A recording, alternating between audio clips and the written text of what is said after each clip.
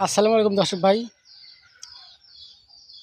কপালে যদি না আগায় করার কিছু নেই, এবং আমি যে ব্যবসাটা ধরেছিলাম মোটামুটি ভালোই চললো। তা আল্লাহর মধ্যে তোমাদের দোয়া এবং ভালোবাসা আমি সম্পূর্ণ কাপড়গুলো বিক্রি করতে পারছি, এটাই আল্লাহর কাছে লাখ লাখ শুকরিয়া। এবং এই কপালে যদি না আগায় কেউ কিছু করতে পারবে না, ঠিক আছে। ঘটনা হলো কি, এক লোক অনেকদিন থেকে মজলিস খেতে যায় না, আমাদের এলাকায় বলে মজলিস এবং অন্য অন্য এলাকায় বলে খরচ, আরও জানি কোন এলাকাতে কী বলে সেটা সঠিক বলতে পারবো না।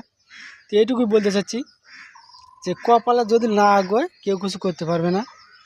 তো এক লোক অনেকদিন থেকে মজলিস খেতে যায় না, তো সেই লোক একদিন বাড়ির পাশে মজলিস হচ্ছে, তো অনেক পোলাপানি যাচ্ছে, তো উনিও এখন যাবে, বলছে চল যাই।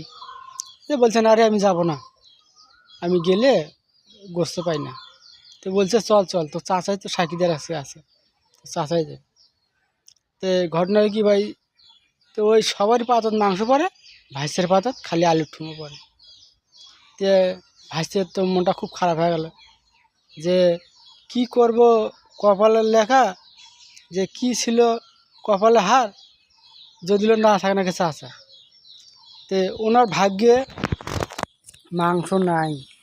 তো চাচা সাকিদার হলে কী হবে বলেন, কিসে বলে চাচা সাকিদার কপালে যদি আমার থাকে হার।